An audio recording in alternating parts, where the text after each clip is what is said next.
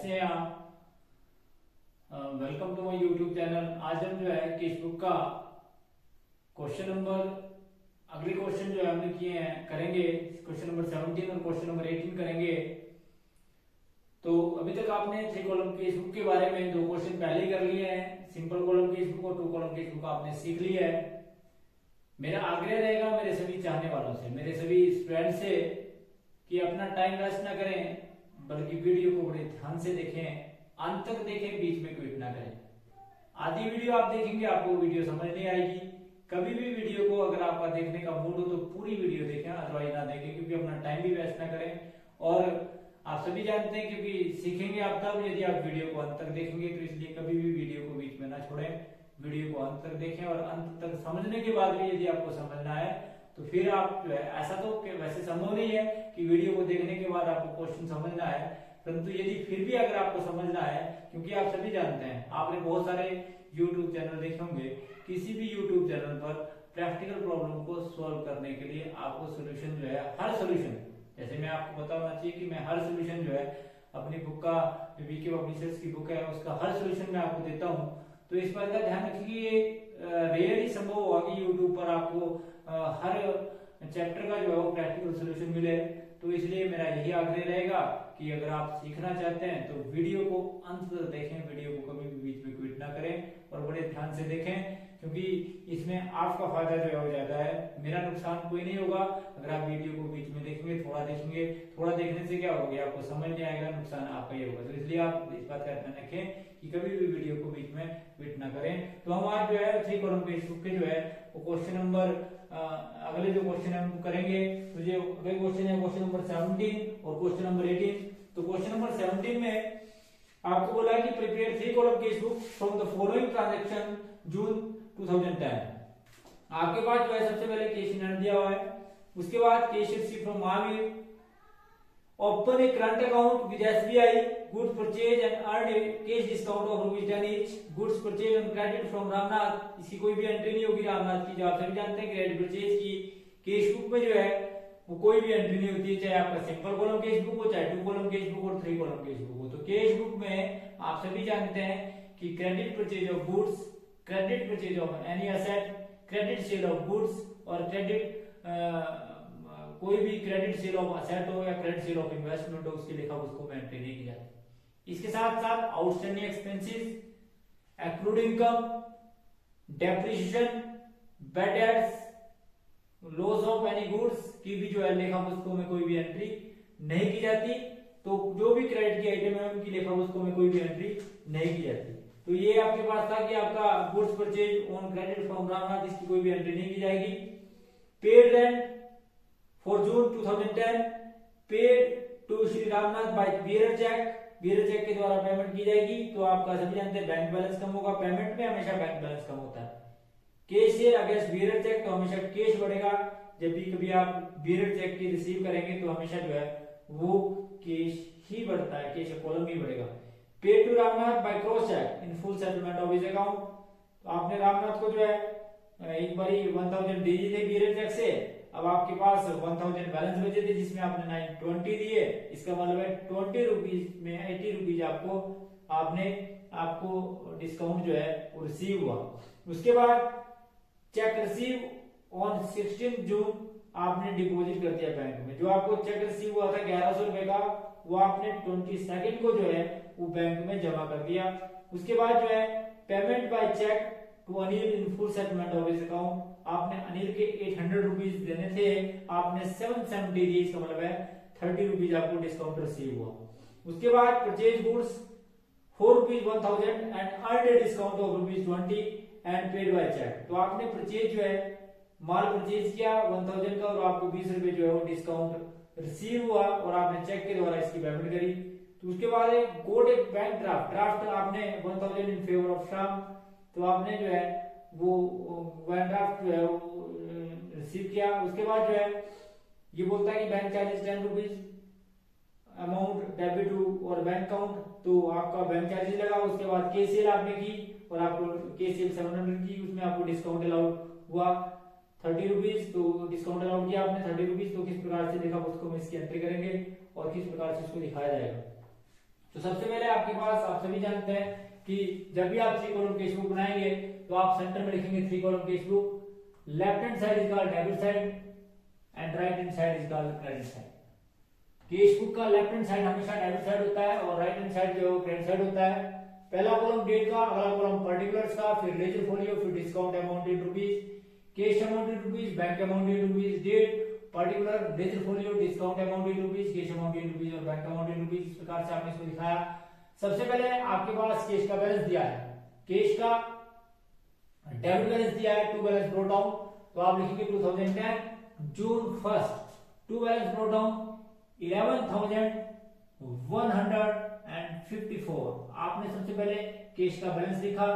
उसके बाद 2 जून को आपको महावीर से रिसीव हुआ, तो टू महावीर से अकाउंट और आपको रिसीव हुआ 3,211, आपने लिख दिया इसको भी।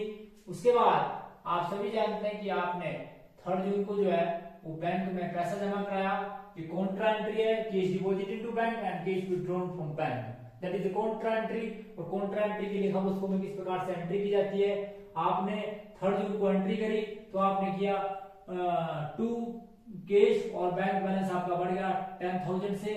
इस प्रकार से आपने 10,000 से बैंक बैलेंस बढ़ा दिया। और सी लेजर फोलियो के कॉलम में, लेजर फोलियो कॉलम में सी शब्द का प्रयोग किया जाएगा, इसको बोलते हैं कॉन्ट्रा एंट्री।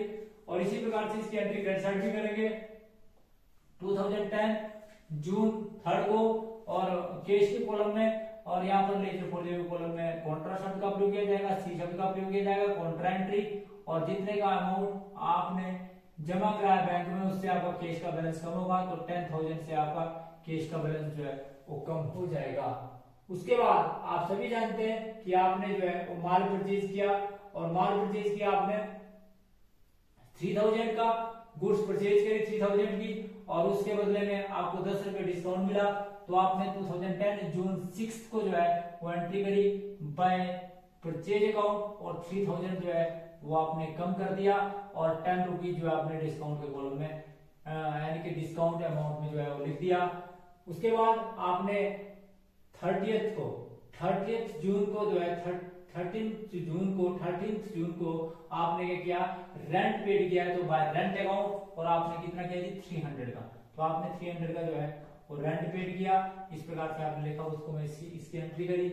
उसके बाद आपने क्रेडिट में माल जो है परचेज किया था, उसके लिखा उसको में एंट्री नहीं की जाएगी। अब बाय रामनाथ को आपने जो है वो पेमेंट करी चेक के द्वारा, तो आप एंट्री करेंगे बाय रामनाथ अकाउंट, तो रामनाथ को आपने पेमेंट करी 1,000 की, इसकी आपने लिखाया बाय रामनाथ अकाउंट 1,000।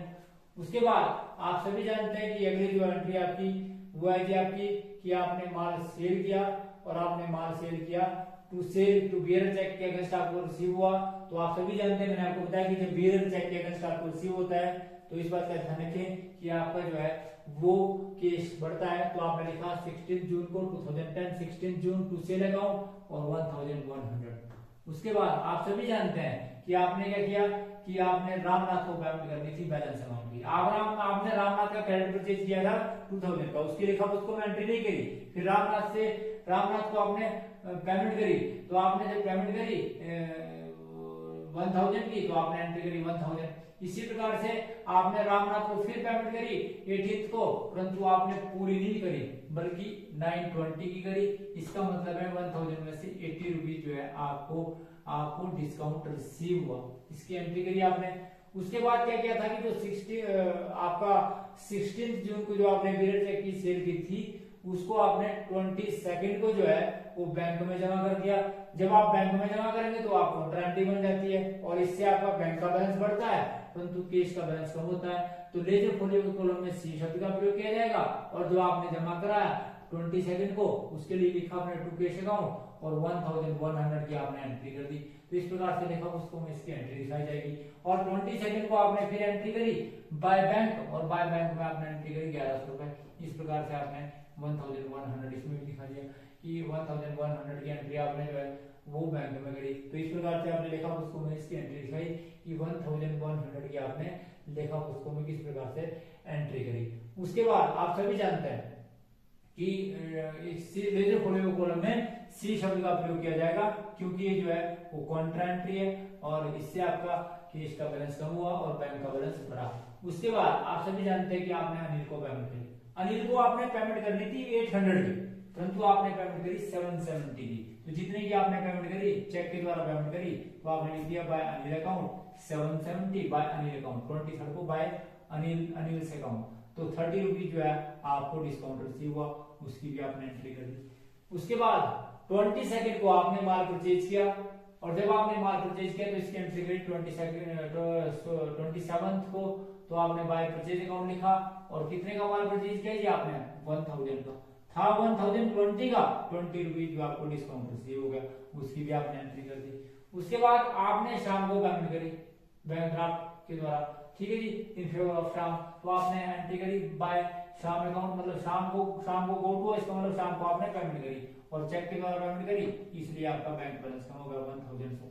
उसके बाद इसी 28 को आपके ऊपर बैंक चार्ज लगे 10 रुपए, तो आपने लिखी बाय बैंक चार्ज अकाउंट 10 रुपए, इस प्रकार से लिखा, उसको मैं इसकी एंट्री करी। उसके बाद आपने टोटल किया, टोटल करने के बाद you will find the total of debit side, नहीं सॉरी 30th जून की आपकी एंट्री करी कि आपने सेल किया, माल को सेल किया।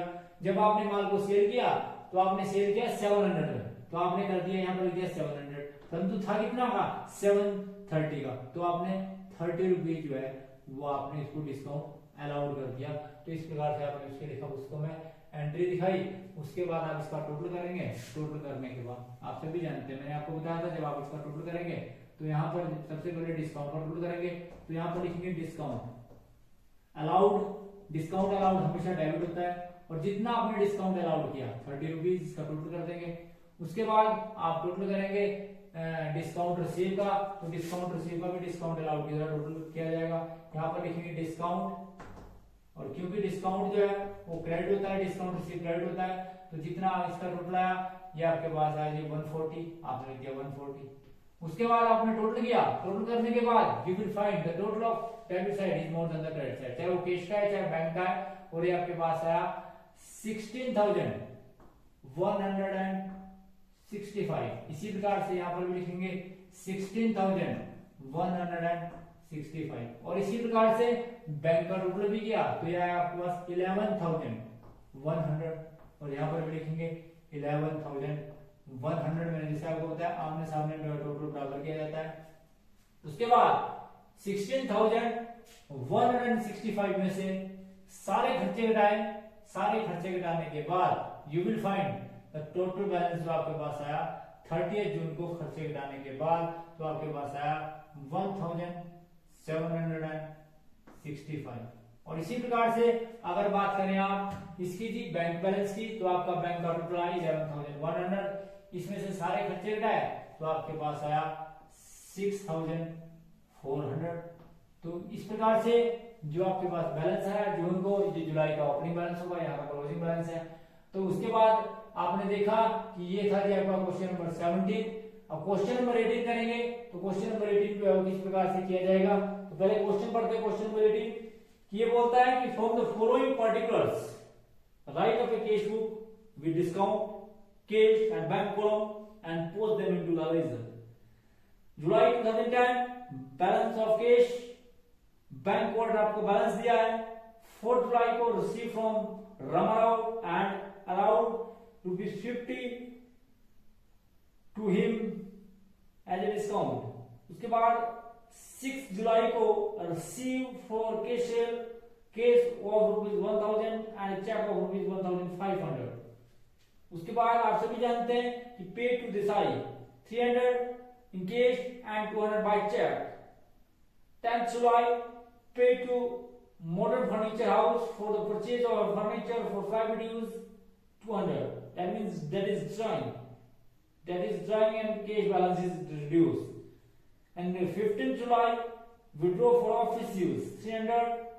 18th July received a check from Artisan and deposit the same into the bank 5,000. Gupta paid directly into the bank account 3,000. Sale against bearer check 1,000 and out after allowing discount of ₹50। तो किस प्रकार से इस question को करेंगे, question है आपके सामने। तो जब भी आप 3 कॉलम कैश बुक बनाएंगे तो आप सभी जानते हैं कि left hand side is called debit side and right hand side is called credit side. तो तो एनी अकाउंट की लेफ्ट हैंड साइड जो है डेबिट साइड होती है and right hand side is called credit side. Centre में लिखेंगे 3 column cash book, तो 3 कॉलम कैश बुक, जिस कैश बुक को आप बना रहे हैं उसका नाम 3 कॉलम कैश बुक। और left hand side is called debit side and right hand side is called credit side. First column is date and the second one is particulars, the third one is ledger folio, then discount, then cash, then bank, then credit side में date, particulars, ledger folio, discount, cash and bank। तो सबसे पहले आप सभी जानते हैं कि आपके पास 2010 जुलाई 1 को कैश का डेबिट बैलेंस दिया है और बैंक का क्रेडिट बैलेंस दिया है। तो सबसे पहले आप लिखेंगे 2010 July 1 to balance brought down and that is 800 जो है वो कैश का बैलेंस दिया है, तो हमने 800 लिखा। इसी प्रकार से क्रेडिट साइड में बैंक का बैलेंस लिखेंगे 2010 July 1 and that is by balance brought down and that is 1000, और ये आपके पास दिया 1000। उसके बाद आप सभी जानते हैं 4 जुलाई को आपको रामाराव से रिसीव हुआ आपको 3000 होना था 3050, तो आपका 3000 जो है वो आपने रिसीव किया कैश में और 50% 50 रुपीज जो है आपने डिस्काउंट अलाउड किया, उसकी एंट्री करी। उसके बाद 6 जुलाई को आपने टू सेल किया, टू सेल अकाउंट कैश में, तो आपके पास कैश आया 1500, तो इस प्रकार से 1500 आया। उसके बाद 6 जुलाई के बाद 8 जुलाई को आपने देसाई को जो है वो पेमेंट करी, जिसमें आप सभी जानते हैं जिसमें आपने पेमेंट करी कि देसाई को जो आपने टोटल पेमेंट करी वो 300 जो है वो कैश में करी, तो 300 से कैश कम हो गया, और 200 जो है वो चेक के द्वारा करी, तो 200 जो है वो बैंक बैलेंस जो है आपका कम हो गया। उसके बाद आपने ड्राइंग करी, फर्नीचर जो है वो खरीदा पर्सनल यूज के लिए, तो आप सभी जानते हैं इससे कैश कम हुआ, और 10 को आपने बाय ड्राइंग अकाउंट की, क्योंकि ड्राइंग हमेशा करने से हमेशा कैश कम होता है, तो कैश ड्रॉ किया आपने, तो बाय ड्राइंग अकाउंट। उसके बाद आप सभी जानते हैं कि अगर बात करें कि आपने बैंक में जमा कराया, बैंक में आपने जमा किया, आपने बैंक में जमा किया 15 को, तो बैंक से निकाला आपने withdraw from bank for office use, तो जिसके लिए आपने एंट्री करी टू बैंक, और आपके पास कैश का बैलेंस बढ़ा 300। और इसी प्रकार से आप सभी जानते हैं कि आपका कैश बैलेंस जो है वो कैश बाय कैश जो आपका बैंक बैलेंस कम हुआ वो 300 से, तो इस प्रकार से कैश बढ़ा और बैंक कम हुआ। तो आपने इसकी कॉन्ट्रा एंट्री करी, विलेज फोलियो के कॉलम में सी शब्द का प्रयोग किया जाएगा, जिसको आप बोलते हैं कॉन्ट्रा एंट्री, तो सी शब्द का प्रयोग आपने किया सी, और यहाँ पर भी जो है इसके लिए सी शब्द का प्रयोग किया जाएगा, इसको आप बोलते हैं कॉन्ट्रा एंट्री। उसके बाद आप सभी जानते हैं कि आपने 18 को जो है ओटवार के जेल से जो है वो रिसीव किया, तो आप एंट्री करेंगे चेक के द्वारा आपको रिसीव हुआ, और कॉस्ट अगर रिसीव हुआ और आपने सही में बैंक में जमा कराया, तो आपने एंट्री करी टू आरके जैन 5000। और इसी प्रकार से गुप्ता से भी आपको 25 को जो है वो चेक रिसीव हुआ, जिसकी भी आपने एंट्री करी क्या जी 3000 की, इस प्रकार से आपने ये 3000 दिखाया। उसके बाद आप सभी जानते हैं कि आपने माल सेल किया, और माल सेल किया आपने 1000 का, और जिसमें आपने 50 रुपीज जो है डिस्काउंट दिया, तो इसके बाद जो है डिस्काउंट अलाउड किया, तो 1000 रुपया आपने कैश में कैश रिसीव हुआ, और 50% जो है 50 रुपीज जो आपने डिस्काउंट दिया। उसके बाद आप सभी जानते हैं कि आप टोटल करेंगे, टोटल करने के बाद आपने एक चीज देखी कि शुरू में बैंक का बैलेंस जो है वो क्रेडिट किया था, क्रेडिट बैलेंस था, मतलब ओवरड्राफ्ट था, परंतु लास्ट में आप देखते हैं कि हमारे पास कैश कहीं ना कहीं से आया, और हमारा जो है वो डेबिट साइड का टोटल जो है कैश बैंक का भी और कैश का दोनों का जो है डेबिट साइड का टोटल जाता है।